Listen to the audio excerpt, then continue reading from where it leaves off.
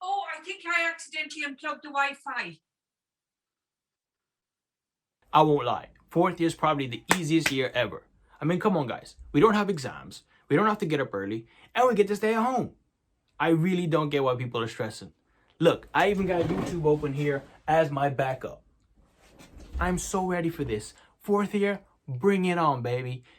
Let's do this.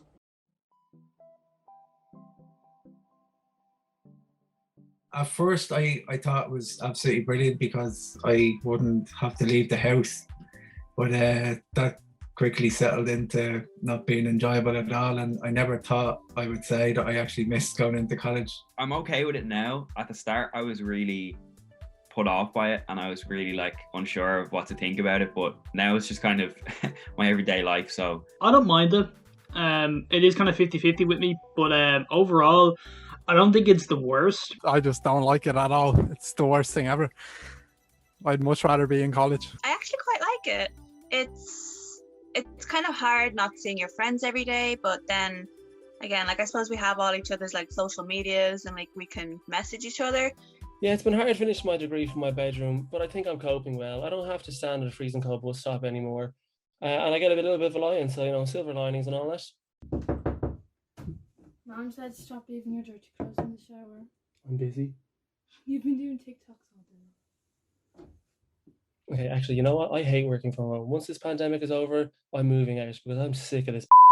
Every single time I'm on a call, the postman comes with another package, the Wi-Fi crashes, or it's certainly my turn to do the dishwasher. It's like when I'm not on the call, they don't want to know me, or when I'm not doing college work, they don't care. As soon as it's time for a college call, out comes the Hoover, World War III starts, because someone's taken someone's goddamn jumper without asking again.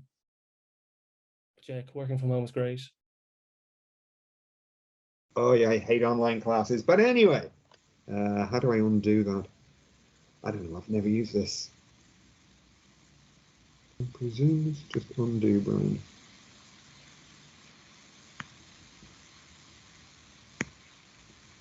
No. Okay, never mind.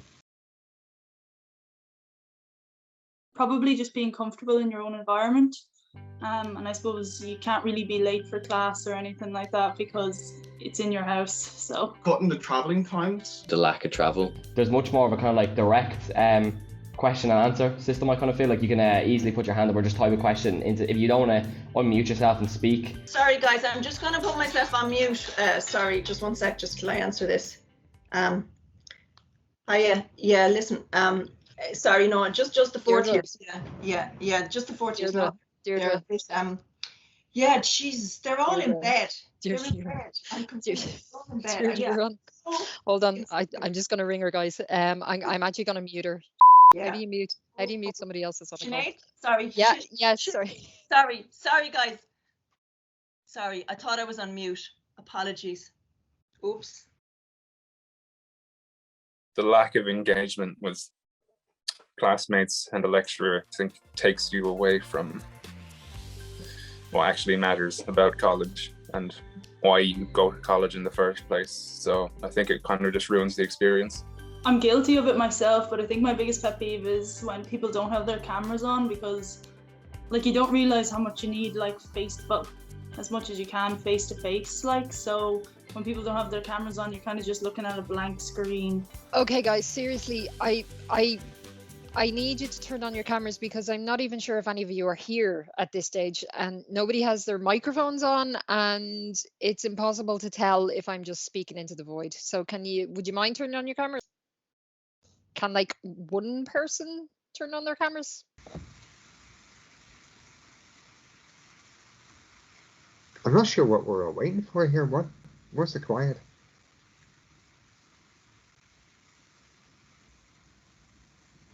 Good. Do we all have a notion? Oh, sorry.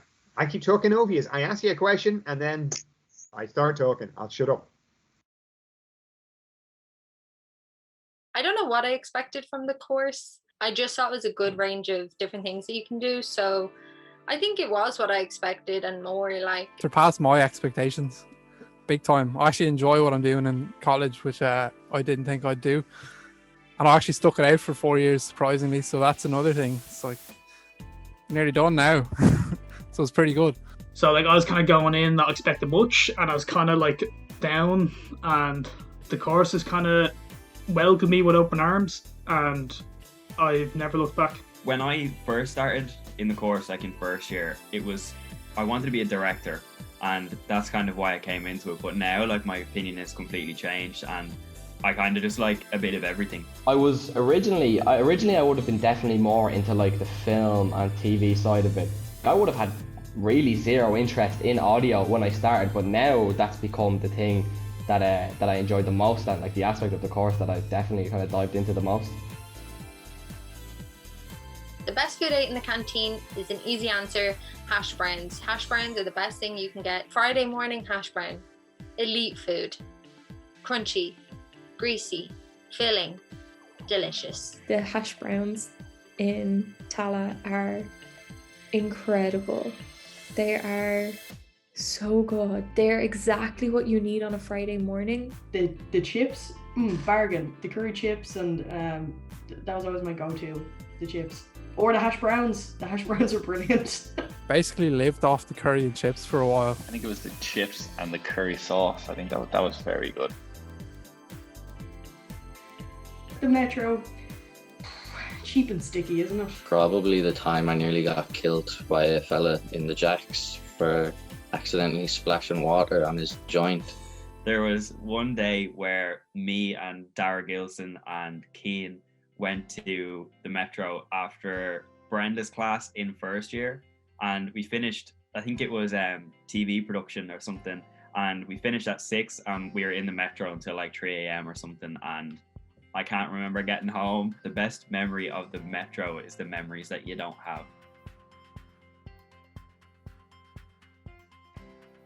Oh, favorite memory. Well, I mean, it would have to be actually just attending workshops last year.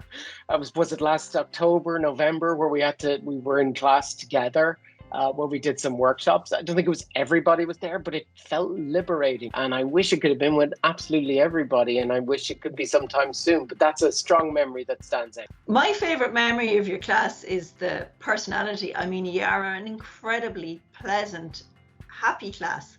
And you've had the worst kind of deal of lockdown because you've had the most lockdown, and you've dealt with that with good grace and with really excellent project work and just good humor. And so the fourth years have been my absolute high point of this year. My favorite memory with you guys actually is the first class in first year.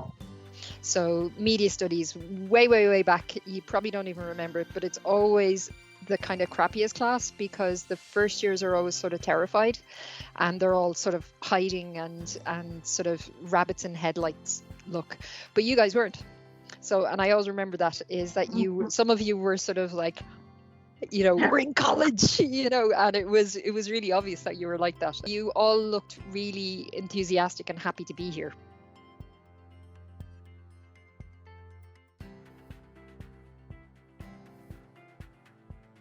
At first I thought that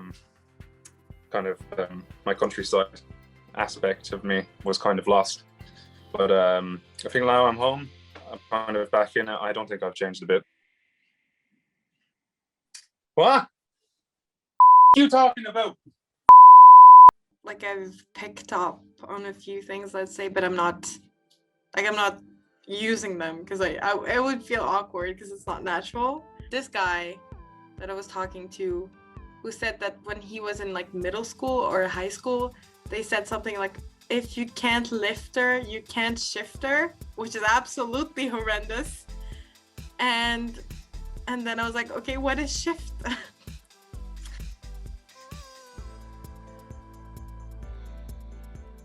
So my project is to do with, I kind of always say disinformation, but it's to do with disinformation, misinformation, propaganda, and overload of information. So what I decided to do was I did a filter bubble, but I have 4 elements.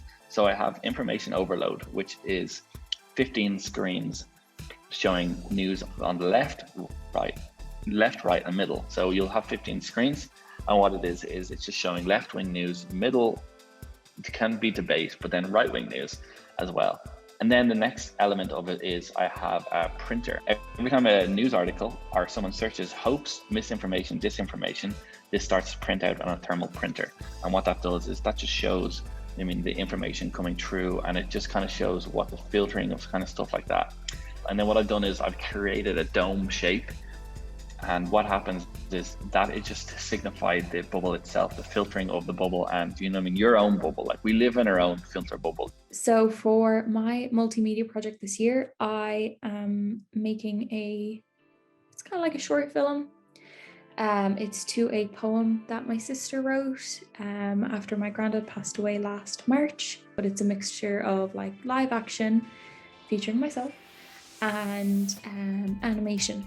I'm basically combining all of the elements that are explored through CDM into one project, so I find it really exciting. I made my character, I designed him, he's Lil Bean, that's what I call him.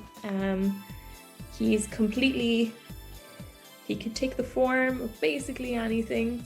He can stretch, he can shrink, he can do whatever he wants. He's lovely. I went out on a shoot day with my boyfriend and my friend Quiva, and we got it all shot in a day. I am doing an animation project, and I am doing it as a group with another student, Mark. However, we're not working together on the project. The idea came from the fact that we're all separated now, so half the time we don't know what's going on in someone's life, and like, you just see them in front of the screen. So you'll have a Zoom call with them like now, and then you'll leave and their life goes on behind the scenes. So the project is based on that idea. So my character interacts with his character, but only through Zooms, and anything that happens outside of that, his character knows nothing about. And we've kept to that ourselves as well, so I don't know anything about his project either. And we're like using different animation styles, we're using different skills. I have no idea what's going on currently. I think it's this weekend I get to find out finally what he's doing. And yeah, exciting. My major project in photography is called Beautiful Tala. In the past year, I explored my hometown of Tala and really try and showcase its aesthetic beauty, especially in comparison with how poorly Tala is portrayed in the media. I originally had an idea of showing like a lot of the modern aesthetic of Tala, but as the project progressed, I realized that I wanted to focus more on the iconic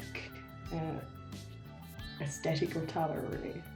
Showing those iconic buildings, the square, Shamrock Rovers, but not only that, but the Priory and all the history that Tala has to offer as well. So it's a mix of old and new. So this year for video production, myself, Jack and Carl all worked on a documentary, and we really struggled trying to come up with an idea because obviously everything had to be filmed online. But our lecturer, Garrett, suggested that we shot a film on tickets. We all have kept tickets. I myself am a bit of a hoarder, so we just thought we'll ask people why they kept a certain ticket and the memories behind it. And we actually ended up making I like to think it's a bit biased, but a great documentary. We basically recorded everything on Zoom, quite like this, and we just arranged that they would shoot part on their phone to the side and part straight ahead. Once all the material was gathered, we could then just edit it away on Premiere Pro, and we'd send it off and we check in on each other by sending it through OneDrive, which was quite tedious, but it was the only way we could do it, really. By far the biggest one this year is called Your Brain and Music. Me and Michael created it. Essentially, it's exactly as the title says. It's a documentary, a short one, about how our brains react to music and not just music, but sound. And there's a little bit about how sound contributes to film and music contributes to film. We got a chance to interview the lecturers and another audio professional called Nikki Moss, who is a professional sound designer and has even won an award for that. So for my audioscape, I'm doing it based on one of my favorite singers called Lane Staley. I think mental health and just the awareness around it is being mentioned a lot around these times, so I kind of wanted to put that into my audioscape. We were told to have an emotive finishing in it, so despite the dark themes in it, it leads to a happier ending in a way. For photography, my project is, so we're doing a personal project. So for this, we create a body of images that are basically creating a theme. And for me, I skate. So I've done portraits of my skater friends, and I've done it in the location of a car park. When I was shooting my personal project at the start, it was last year, and it was during winter. So it was kind of cold and wet, so we would just kind of go indoors to car parks, and surprisingly car parks are really lit, so they were really bright and they were really good for capturing pictures. So I went to one of my friend's car parks, and he's in Tallaght, so it really worked.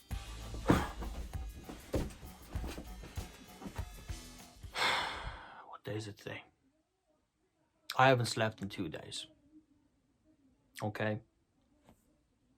I don't even know what date it is today. I have no idea. All I know is that they are coming. The assignments are coming like they have come from my sanity. They warned me about fourth year. They warned me, but damn it, I didn't listen.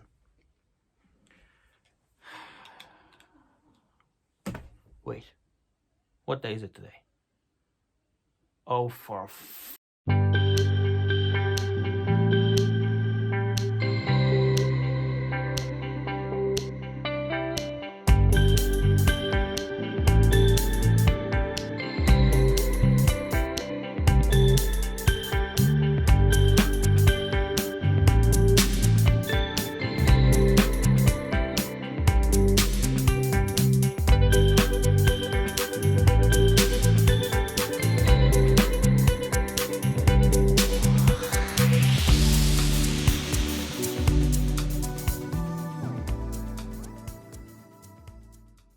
Hey, don't forget about me.